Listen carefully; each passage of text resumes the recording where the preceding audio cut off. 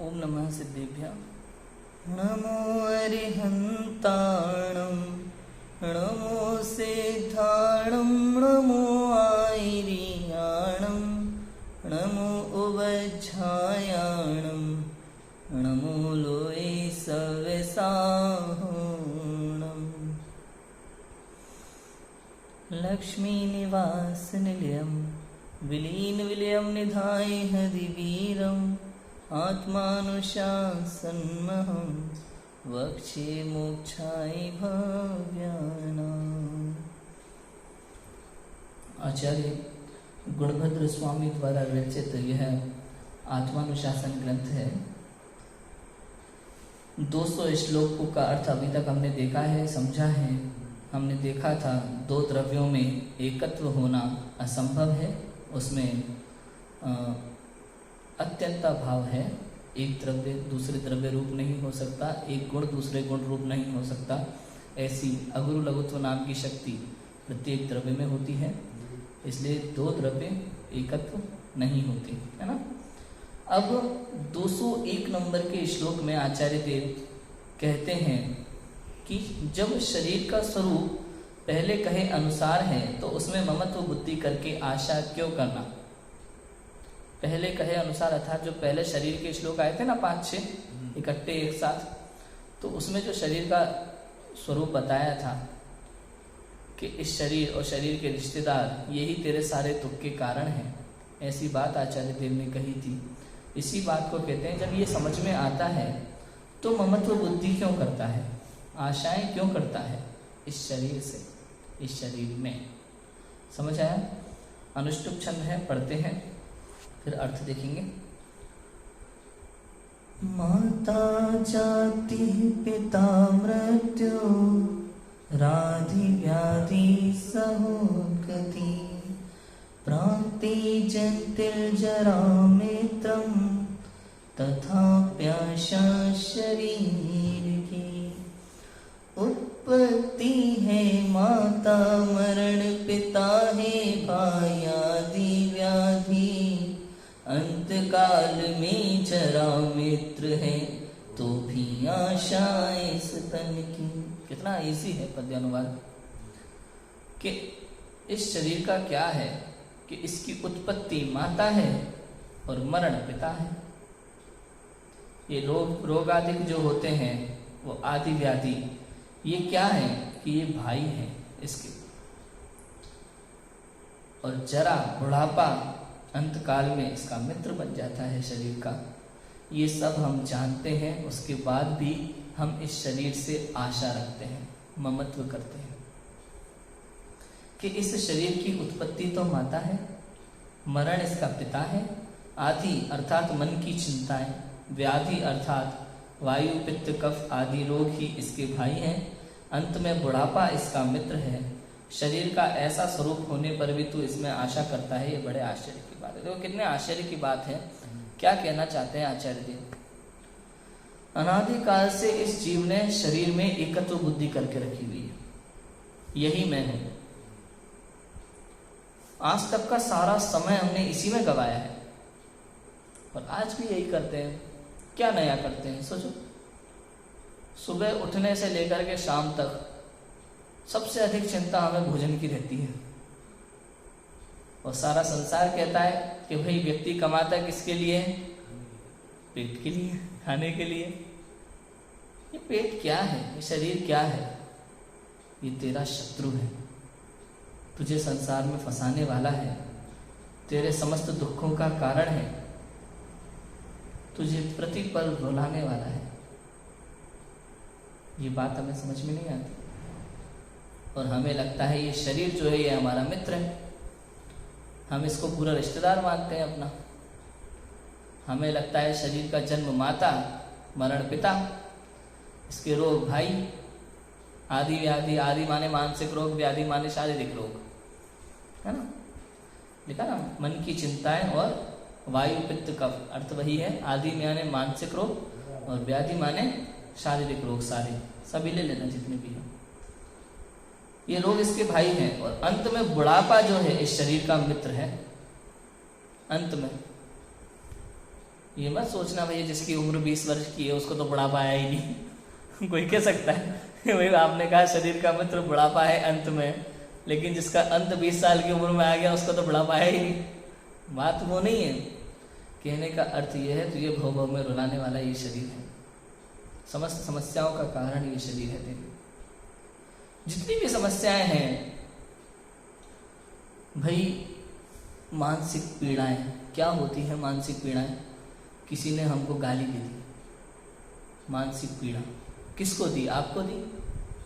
अरे आपको तो वो देख ही नहीं सकता, समझ आया? मैं तो आरोपी हूं ना, मैं तो आरोपी हूं, मुझे तो वो जानता नहीं है, मेरे बारे में कुछ जानता नहीं है, समझता नहीं है। अरे अभी तो मैं खुद अपने को नहीं जानता। वो गाली दे रहा है तो किसको दे रहा है? शरीर को। हमने इस शरीर से ममत्व छोड़ दिया, एकत्व बुद्धि छोड़ दी, समस्या का समाधान हो गया। समझ आया? ऐसे कई समस्याएं लगा लेना, एक एक करके जितनी लगाना है लगा लो। इस संसार में जितनी भी समस्याएं हैं वास्तव में मेरी कोई समस्या है ही नहीं, मुझे कोई दुख है ही नहीं। तो आत्मा दुखी होता है कि नहीं होता? आत्मा दुखी होता है कि नहीं होता? आत्मा में दुख नाम का गुण है कि नहीं है? सोचो, मैं किस बात से दुखी होऊंगा? मैं अनंत सुख का सागर हूं वास्तव में देखा जाए तो, अनंत सुख का सागर। ये तो मेरी विपरीत श्रद्धा के कारण से पर्याय में दुख रूप होता है, ये पर्याय में दुख रूप अवस्थाएं होती हैं हमारी। मैं तो सुख का सागर हूं। समझ में आया कि नहीं आया? कितना सिंपल है। मैंने अपने आप को दुख स्वरूप मान लिया कि मुझे भी दुख होता है, ऐसा मान लिया, ये मिथ्या है। यदि आत्मा को दुख होता तो सिद्धालय में भी दुखी होते सिद्ध भगवान। लेकिन सच तो यह है कि आत्मा को दुख नहीं होता है। ये तो जो जानता है शुद्ध वह शुद्धता को प्राप्त हो, जो जानता अशुद्ध वह अशुद्धता को प्राप्त। तुम अपने आप को सुखी जानोगे तो तुम सुखी रहोगे, अपने आप को दुखी जानोगे तो दुखी रहोगे। सीधा सिंपल सिद्धांत है शांता जी, ज्यादा दिमाग लगाने की जरूरत ही नहीं है, एकदम सिंपल बात है। मेरी समस्त समस्याओं का समाधान क्या है? मैं ये नहीं हूं, ये मैं नहीं हूं, ये शरीर मैं नहीं हूं। निकल गया, सारी झंझट खत्म। एक ही समस्या है। दादा बोल रहे थे ना, क्या बोल रहे थे दादा? कि बस एक अपने को जान ले तू, बस और कुछ मत कर। वस्तु, मैं वस्तु ही हूं, वस्तु ही हूं ना मैं, आत्मा भी तो वस्तु है। उस एक वस्तु का श्रद्धान कर ले बस, बाकी कुछ करना ही नहीं है। तो मैं ये नहीं हूं ऐसा जान ले, तेरा काम हो गया। हमने इस शरीर को अपना माना है कि मैं हूं, होता है कि नहीं होता? प्राप्त पर्याय में तन्मयता, आगम का एक शब्द, ये बहुत बढ़िया वाक्य है आगम का। प्राप्त पर्याय में तन्मयता, ये जीव जिस भव में आता है उसी भव में इस शरीर को ही अपना मानता है। मैं ये शरीर हूं ऐसा मानता है। जो शरीर जन्म मरण करता है ये मानता है कि मैं जन्म मरण करता हूं, जबकि ये देह तो जन्मता ही, ये आत्मा तो जन्मता ही नहीं है। देह जन्मता है, मैं तो अजन्मा हूं। जन्म दिवस किसका? क्यों राजू भाई? मैं तो जन्मता ही नहीं हूं, ना मेरा मरण होता है। और देखा जाए पर्याय दृष्टि से देखे तो प्रति समय मेरा जन्म मरण होता है, बराबर। तो दुख क्या है हमें संसार में? समस्याएं क्या है? शरीर की उत्पत्ति माता है, मरण इसका पिता है। भाई मन की चिंताएं, कफ वात पित्त आदि रोग, ये सब ये शरीर है, इसकी शरीर का स्वरूप है। ऐसा है ये शरीर जिसे तू अपना मानता है, जिससे तेने दुनिया भर की आशाएं लगा के रखी। अच्छा, हम जो लक्ष्य बनाते हैं, पढ़ाई लिखाई, पढ़ाई में टॉप करना है तो किसको करना है? ये लक्ष्य किसका है? तेरा है कि शरीर का है? बताओ। आपका है? क्या बात कर रहे हो? आत्मा पढ़ाई करके क्या करेगा टॉप करके? आत्मा तो ज्ञान का सागर है। सोचने वाली बात है, आप सोचो। मेरा कोई काम ही नहीं है उस चीज से। मैं तो ज्ञान का सागर हूं, मुझे किताबों में पढ़ने की क्या जरूरत है? बताओ, शिवभूति मुनिराज ने कितनी पढ़ाई की थी? सोचो, कौन सी डिग्री हासिल की थी? इंजीनियरिंग के, डॉक्टर की, कि सीए की? कौन सी डिग्री हासिल की थी शिवभूति मुनिराज ने? नमोकार मंत्र भी याद नहीं रहता था। सोचो, जरा सा एक प्रेजेंट माइंड अपना एकदम हाई क्वालिटी का होना चाहिए। प्रेजेंट माइंड, निर्णय लेने की योग्यता, निर्णय लेने की योग्यता, प्रेजेंट माइंड होना चाहिए। उन्होंने वर्तमान में देखा कि एक महिला जो है दाल और छिलके को अलग कर रही है, मैं और ये शरीर भिन्न भिन्न है। निर्णय किया, बैठ गए, अनुभव हो गया, अनुभव हो गया, टिके रहे 48 मिनट, केवल ज्ञान हो गया। क्या मुश्किल है? लेकिन हमारी समस्या क्या है? हमें दिखती है इंजीनियरिंग की डिग्री, सीए की डिग्री, डॉक्टर की डिग्री, हम केवल बाहर को ही तो देखते हैं ना। हम क्यों नहीं लग पाते मोक्ष मार्ग में? राजू भाई, सबसे बड़ी समस्या मोक्ष मार्ग में लगने के लिए मालूम है क्या है हमारे सामने? हमारे सामने ये समस्या है लौकिक पूरा व्यवहार, लोक व्यवहार पूरा। अब क्या करें, लोक व्यवहार करना कि नहीं करना गृहस्थ अवस्था में? कितनी बड़ी बड़ी बातें आ जाती है, समस्या कितनी है।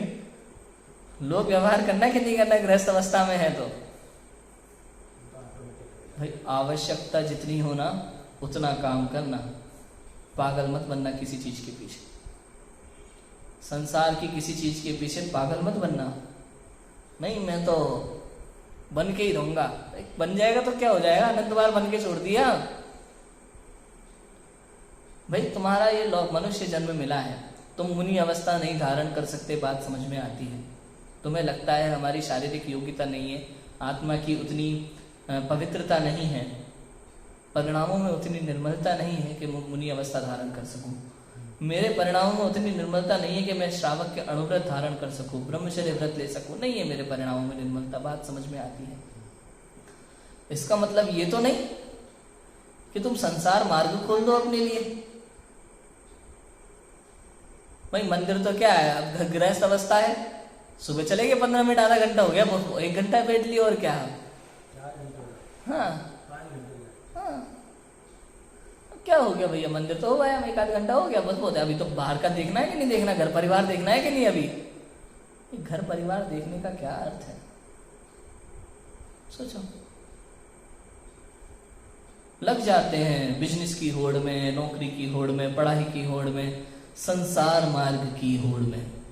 कौन संसार मार्ग में आगे लगना था मोक्ष मार्ग की होड़ में, और लग जाते हैं संसार मार्ग की होड़ में। भाई आपके परिणामों में उतनी निर्मलता नहीं है, ये बात तो समझ में आती है कि आप मुनि दीक्षा नहीं ले पा रहे, आप अणुव्रत धारण नहीं कर पा रहे, ब्रह्मचर्य की प्रतिज्ञा नहीं ले पा रहे, बड़े बड़े नियम नहीं ले पा रहे। ठीक है, कम से कम इतना तो मन में रखो कि फिर भी मुझे मोक्ष मार्ग में ही लगना है, संसार मार्ग में नहीं जाना। बात समझ में आती है कि नहीं आती? भाई 2 मार्ग है आपके सामने, आपको जाना है अरहंतगिरी शांता जी, बराबर है? क्या करें, वंदावासी का मार्ग पकड़ लें तो अरहंतगिरी पहुंच जाएंगे, क्या अरहंतगिरी का मार्ग पकड़ना पड़ेगा? देखो भाई, उसी मार्ग से जाओगे ना, मार्ग चेंज तो नहीं करोगे अपना कि चलो कोई बात नहीं भाई, ज्यादा ये हो सकता है भाई अरहंतगिरी जाना है आपको, भाई गाड़ी नहीं है तो बस से चले जाएंगे, एक बस लगातार नहीं मिल रही है तो बदल के चले जाएंगे। अरहंतगिरी जाना है तो यही करना पड़ेगा ना, थोड़ा लेट पहुंच जाएंगे, 1 घंटा लेट पहुंच जाएंगे, 2 घंटा लेट पहुंच जाएंगे, लेकिन अरहंतगिरी तो पहुंच जाएंगे ना, बराबर है? लेकिन मार्ग ही चेंज कर दोगे तो कब पहुंचोगे बताओ? नहीं पहुंच सकते ना। आपने चेन्नई का मार्ग पकड़ लिया तो फिर वहां पहुंचोगे, चेन्नई, अरहंतगिरी नहीं पहुंचोगे। ऐसे ही यहाँ मोक्ष मार्ग है, आप मुनिव्रत धारण नहीं कर पा रहे, ठीक है, आपके पास अपनी गाड़ी नहीं है, ठीक है या नहीं? आप अणुव्रत नहीं ले पा रहे, ठीक है, आपको लगातार बस नहीं मिलती, कोई बात नहीं, ठीक है, बस बदल के चल जाओ, छोटे छोटे नियम ले लो, थोड़ा बहुत भाई कंदमूल का त्याग करेंगे, रात्रि भोजन नहीं करेंगे, अन्याय अनीति अभक्ष्य नहीं करेंगे, सदाचार का जीवन जिएंगे, आवश्यकता अनुसार कमाएंगे, आवश्यकता अनुसार खाएंगे, मान बढ़ाई के लिए बड़े बड़े काम नहीं करने, समझ है? इतना तो कर सकते हैं कि नहीं कर सकते, लेकिन हम क्या करते हैं, हम मार्ग बदल देते हैं। अब तो हम तो क्या मुनि तो है नहीं, हम तो ग्रस्त अवस्था में है अभी, तो अज्ञानी मिथ्या दृष्टि अभी क्या है हमारा, है क्या नहीं? मोक्ष मार्ग में लगना हमारा काम थोड़ी हो, तो मुनिराजों का काम है। हमें क्या करना है, हम तो होड़ करेंगे संसार मार्ग में, मोक्ष मार्ग में इनको करने दो साधु संतों को, हम तो क्या करेंगे, संसार मार्ग में होड़ करेंगे। क्यों भाई, तुम क्या कर रहे हो, बीए, हम करेंगे एमए, तुम क्या कर रहे हो इंजीनियरिंग, कितने नंबर आए थे, बस हमने टॉप किया था स्टेट में पूरी में, क्या हो जाएगा, ये तेरा काम नहीं है, ये शरीर का काम है। बात समझ में आ रही कि नहीं आ रही? संसार कितना कम हो रहा है। हाँ, बढ़ रहा है, उसको अच्छा मान रहा है, उसे मजा आ रहा है, मजा आ रहा है उसे संसार में। तो इधर संसार बढ़ाता जा रहा है, उधर आनंद मानता जा रहा है उसमें, कितना मिथ्यात्व है अंदर में। ये मनुष्य जन्म किस लिए मिला था, सोचो तो सही। वो भजन याद आता है मुझे, बड़ा प्यारा भजन है वो, कौन सा भजन है, वो है ना, चक्रवर्ती भी न बच पाए यहाँ ना, बहुत कमाल का भजन है, उसकी 2 लाइनें हैं, बीच की छंद की मुझे बड़ी प्यारी लगती है। लक्ष्य था शिवपुर में जाने का बड़ा, क्या लक्ष्य था भैया, जब उधर से स्वर्गों में रहते हैं ना, तो भीख मांगते हैं कि मनुष्य गति एक बार मिल जाए, मानव तन मिल जाए, समय तो दीक्षा लेके मोक्ष मार्ग में लग जाओ। यही लक्ष्य था मनुष्य गति में आने का, दूसरा कोई लक्ष्य नहीं था कि हम एमए करेंगे, बीएड करेंगे, सरकारी नौकरी लग करेंगे। ऐसा लक्ष्य होता है क्या किसी देव का? सोचो कि मनुष्य गति मिल जाए एक बार, फिर देखो बढ़िया सरकारी नौकरी में लग जाऊंगा ये लक्ष्य होता है क्या? क्या लक्ष्य होता है? बिजनेसमैन बन जाऊंगा, टाटा अंबानी टाइप, क्या लक्ष्य होता है मनुष्य गति का?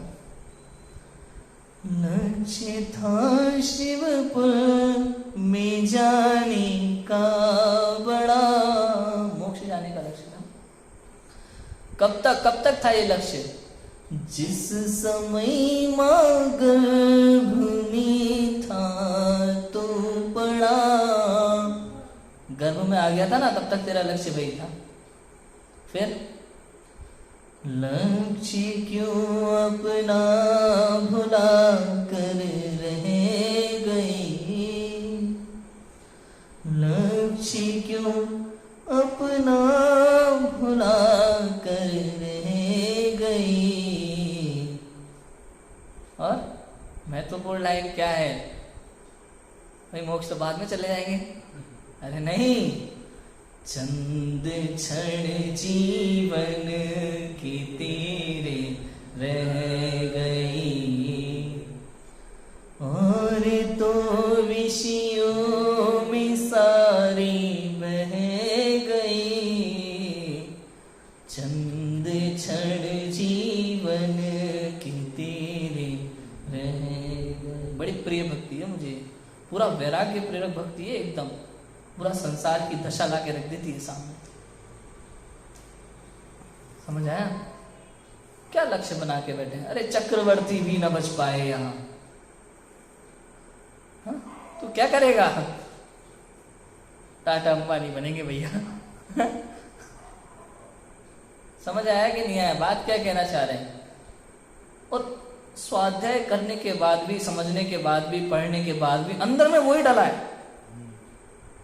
आप ये देखो, बाहर निकल के अपन बात करो, फिर नहीं जरूरी तो है, 4 आदमी के सामने नाक नहीं कटनी चाहिए। अरे प्रभु, मोक्ष मार्ग में तेरी नाक कट रही है मां जिनवाणी के सामने, अरविंद पिता के सामने, तू सोच तो सही, विचार तो कर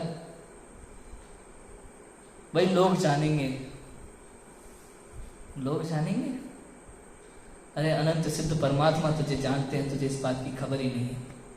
तू मामूली लोगों के बारे में सोचता है कि ये लोग मुझे जाने, इसलिए तू मेहनत करता है कि अखबारों में फोटो आए, मैगजीन छपे, उसमें कवर पेज पे मेरा फोटो आ जाए। हाँ, तो लोग मुझे जानेंगे, बड़े बड़े बैनर लगे, कोई मॉडल वॉडल बन जाए, हीरो बन जाए, बिजनेसमैन बन जाए, बड़े हाई प्रोफाइल में नाम आ जाए। अरे प्रभु, तुझे इन लोगों की जानने की पड़ी है, तुझे अनंत केवल ज्ञानी जानते हैं प्रति समय। और कैसा जानते हैं कि तुझे भी परमात्मा जानते हैं, मुझे खबर ही नहीं है। समझ में आ रहा है कि नहीं आ रहा? पागल है हम शरीर के पीछे, एकदम पागल हो रहे हैं। किसके पीछे? शरीर और शरीर के कार्यों के पीछे। सजना धजना, किसी को कोई मतलब नहीं होता भाई साहब, कोई मतलब नहीं होता किसी को, लेकिन हम फ्री फंड में अपना समय वेस्ट करते हैं। आप देखना, कभी जब कोई किसी की शादी वगैरह में जाता है ना, तो बढ़िया सज धज के तैयार होकर के जाता है, एक नंबर, है ना। कभी अपने दोस्त से पूछेगा ना, हाँ क्यों, मैं कैसा लग रहा हूँ, वो देखेगा भी नहीं और कहेगा नहीं तू तो अच्छा लग रहा है, तो ये मतलब मैं कैसा लग रहा हूँ।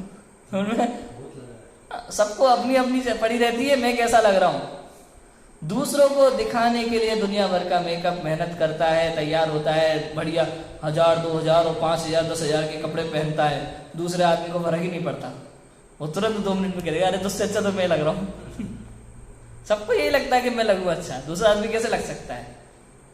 क्यों समय बर्बाद करता है, क्यों धन बर्बाद करता है, इस पीछे कोई अर्थ नहीं है, इसका कोई प्रयोजन नहीं है, ये कहना चाहते हैं। देखो भावा, शरीर तो जन्म मरण आदि व्याधि और जरा स्वरूप है, जन्म मरण का करने वाला। अनंत जन्म मरण किए हैं भैया इस शरीर में, अनंत। अब तक पंच परावर्तन में क्या कुछ नहीं किया तेने, कितने दुख भोगे, नरकों में मार पड़ी है, त्रियंचों के दुख तो हम प्रति समय सामने देखते हैं। जलाया गया, काटा गया, मारा गया, पीटा गया, क्या कुछ नहीं हुआ तेरे साथ, लेकिन तू फिर भी जन्म का उत्सव मनाता है। तेरे अभाग्य की महिमा क्या कहे। तुझे एक पल के लिए भी विचार नहीं आता कि मैं गलत मार्ग पे हूं, क्या हो रहा है। कभी सोचते हैं हम? नहीं सोचते, चले जा रहे हैं गलत रास्ते में। शरीर तो जन्म मरण आदि व्याधि और जरा स्वरूप है, रोगों का घर है ये शरीर। प्रति समय मानसिक पीड़ाएं होती हैं, शारीरिक पीड़ाएं होती हैं, हमें इलाज कराने पहुंच जाते हैं, और ये इस इलाज के पीछे अपना और दूसरों का दर्द हमें दिखाई नहीं देता। भले जिस दवा से मेरा इलाज हो रहा हो वो दवा किसी जीव को काट कर क्यों ना बनाई हो, हमें तो चलेगी क्यों। उस समय ये भी ख्याल नहीं आता कि हम जैन कुल में जन्मे हैं, भूल जाते हैं। कोई वैक्सीन हो, कोई इंजेक्शन हो, कोई दवा हो, कोई टैबलेट हो, भले ही जीव जंतुओं को मार के, काट के, उन्हें तड़पा के, उबाल करके, क्या कितने तरीकों से बनाते हैं इंग्लिश दवाइयां, लेकिन हम लेते हैं क्यों? इस शरीर के लिए। भैया इस बात को गांठ बांध लेना, पूर्व जन्म में तब जब तेरा मरण हुआ था ना, उस मरण से पूर्व तेरी नई आयु बंध चुकी थी, और कितने समय तक तू इस आयु में रहेगा ये भी निश्चित हो चुका था। एक समय भी घटबड़ नहीं हो सकता, तू कितनी ही अंग्रेजी दवाइयां ले लेना, एक समय भी घटबड़ नहीं हो सकता। कोई भी डॉक्टर तुझे बचाने में समर्थ नहीं है। यदि डॉक्टर किसी जीव को बचा सके तो किसी का मरण ही ना हो, कोई दवाई तुझे बचाने में समर्थ नहीं है। और एक बात बता दूं, यदि आज हमने ये पक्का निर्णय ले लिया ना कि भाई चाहे मृत्यु आ जाए लेकिन इस तरह की दवा तो हम नहीं लेंगे जो जानवरों को काट मार के बनाई जाती है, तो मृत्यु मिल भी जाए ना तो तुझे वापस नरगति मिलेगी, अच्छा संघनन मिलेगा तेरी उस भावना के फल से। अरे प्रथमानुयोग भरे पड़े उदाहरण देखो तो सही। कोए के मांस का त्याग किया था, उसकी गति सुधर गई। कोए के मांस का त्याग। और हम जैनी भाई कंदमूल नहीं खाते, रात्रि भोजन नहीं करते, छना हुआ पानी पीते हैं, उसके बाद फिर ऐसी चीजें खा लेते हैं। इस शरीर पे होता है कि नहीं होता? हमें अपने आप में ऐसा विचार आना चाहिए, क्या कर रहे हैं हम? कितने अपराध कर रहे हैं प्रति समय हम इस मोह में, इस शरीर के लिए, जो कि मेरा कुछ भी नहीं है, मेरा शत्रु है। ऐसी बात है, कोई पिता अपने लिए लाखों की कमाई इकट्ठी कर रहा है बेटी की शादी के लिए, और कोई महाशत्रु आया और आकर के पैसे ले गया प्रेम से। उसने मांगे, पैसे दे दो, और दे दिए। तो वो पिता मूर्ख है क्या समझदार है? भाई बेटी की शादी कैसे करेगा? एक बार वो दोस्त है, किसी का एहसान है चुकाने के लिए देता है तो समझ में आता है, वो तो तेरा महाशत्रु है, तेरा बुरा ही चाहता है, फिर भी तूने अपना बेटी के लिए कमाया हुआ पैसा उसको दे दिया। ऐसे अनंत काल का पुण्य तब जाकर के जैन कुल मिलता है। अनंत भवों की कमाई ये जैन कुल ऐसे नहीं मिल जाता है। खैरात में नहीं मिला हमें जैन कुल, सोचने वाली बात है। महिमा नहीं आती है पढ़ना, लेकिन भैया 2 इंद्रिय की पर्याय भी चिंतामणि रत्न के समान दुर्लभ है। सेडाला में दुर्लभ लई जो चिंतामणि, त्यो पर्याय नहीं त्रस तणी। 2 इंद्रिय त्रस, 2 इंद्रिय भाई, 2 इंद्रिय की पर्याय भी चिंतामणि रत्न के समान है। चिंतामणि का उदाहरण तो पता है आपको। तो सोचो, 3 इंद्रिय, 4 इंद्रिय, असंगी संगी, संगी पंचेंद्रिय में फिर उच्च कुल, जैन कुल, देवशास गुरु का समागम मिलना, और आज साक्षात भावलिंगी संत, आत्मज्ञानी संतों के हृदय से निकली हुई संस्कृत प्राकृत की गाथाओं का वाचन करने का सौभाग्य हमको मिलता है। ये क्या खैरात में मिल गया? अनंत भवों की पुण्य की कमाई है, और हम उसे व्यर्थ में जाने देंगे? बताओ, जाने देंगे सांसारिक कार्यों में उलझ करके?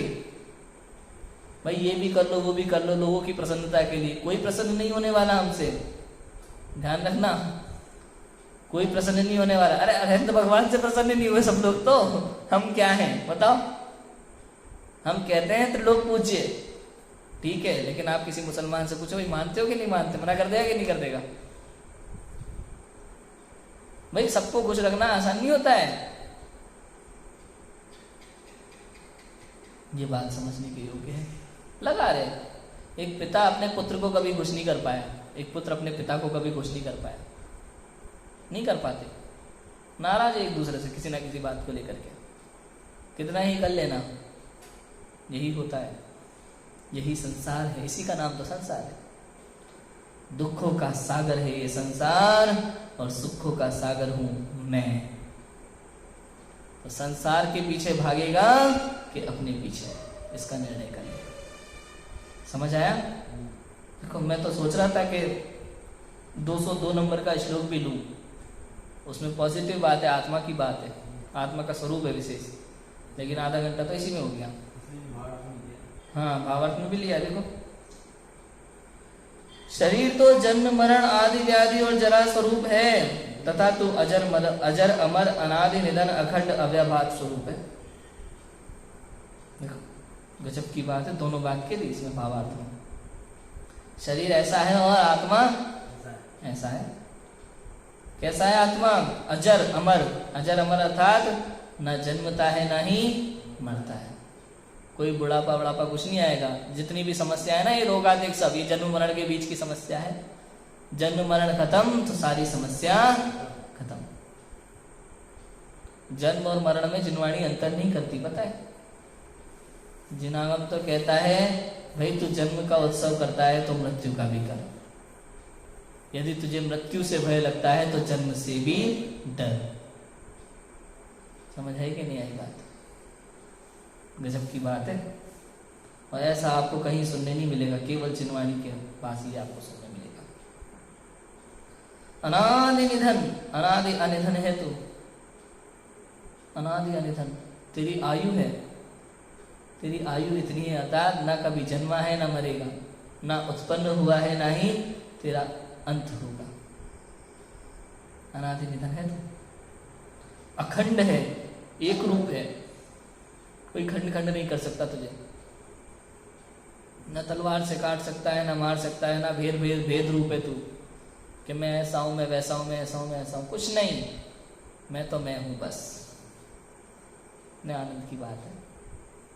बोल रहे थे ना बाबूजी, कल ही तो बता रहे थे, हम कह रहे थे ना बात नए पक्षातिक्रांत की बात, कोई बात ही नहीं करनी उस विषय में। इसका नहीं पक्ष कोई नहीं भाई, मैं वीतराग स्वरूप, ये भी पक्ष है, ये भी पक्ष है, पक्ष नहीं करना, बोलना ही नहीं है बिल्कुल, यह चुप होने की बात है तो। हाँ विकल्प है। परम शुद्ध निश्चय नहीं का जो विषय है, विषय तो परम शुद्ध निश्चय नहीं जब छूट जाता है, उसका आग्रह छूट जाता है, तब वो विषय पकड़ में आता है, तब उस विषय का अनुभव होता है, वो पक्षातिक्रांत। हाँ वो पक्षातिक्रांत है। बात समझ में आई? परम शुद्ध निश्चय नहीं मतलब समझते हैं? शुद्ध आत्मा, शुद्ध आत्मा मतलब द्रव्य कर्म नौ कर्म भाव कर्म से रहित जो आत्मा है, समय सार स्वरूप परमात्मा, वो है परम शुद्ध निश्चय नय का विषय। तो परम शुद्ध निश्चय नय हमारे लिए ग्राही नहीं है, समझ आए भाई? परम शुद्ध निश्चय नय से तो आत्मा द्रव्य कर्म भाव कर्म नौ कर्म से रहित परमात्मा है, प्रत्येक आत्मा। ठीक है, तो परम शुद्ध निश्चय नय काम का है कि नहीं है? कि भाई यही समझने की बात है, परम शुद्ध निश्चय नय काम का नहीं है, परम शुद्ध निश्चय नय का विषय काम का है। परम शुद्ध निश्चय नय का को भी छोड़ना होगा, तब जाकर के वो विषय पकड़ में आएगा। हो जाए? घर जाना है कि नहीं जाना? तो घर जाना हो तो यहाँ से अपन ने ली राजू भाई बस, पहुंचे चेन्नई, चेन्नई से बदला अपन ने फिर बस वो मेट्रो से पहुंचे स्टेशन सेंट्रल, वहाँ से गया भोपाल, भोपाल उतर के फिर स्टेशन से ऑटो में टेम्पो में बस में जिसमें भी घर गए, तो वहाँ तक भी मतलब लास्ट जो घर जाने के लिए जो लास्ट चीज होगी ना, वो भी जब छोड़ दोगे तब घर में पहुंचोगे आप। तो कहने का मतलब है सारे नयों को छोड़ करके परम शुद्ध निश्चय नय का भी अंत में छोड़ देना है उसको भी। जब तक उसको पकड़ के बैठोगे तो घर नहीं पहुंच पाओगे, जब तक गाड़ी में बैठे रहोगे ना घर के बाहर रिक्शे में, अंदर नहीं पहुंच पाओगे।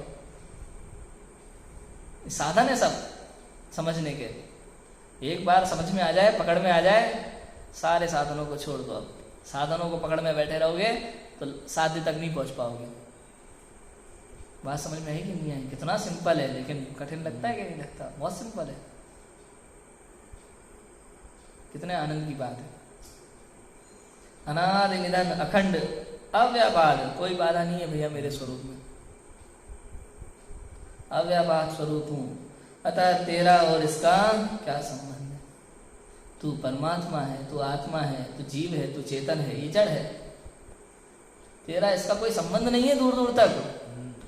तू अरूपी है और ये रूपी है, तू सुख का सागर है, इसमें तो सुख नाम का गुण ही नहीं है।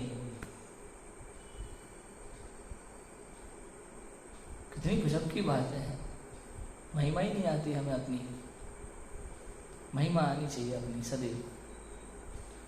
अपनी महिमा महिमा अपनी महिमा, मुझको आई महिमा अपनी महिमा, ऐसे गाने चाहिए बढ़िया, मस्ती में गाओ आराम से, अपनी महिमा।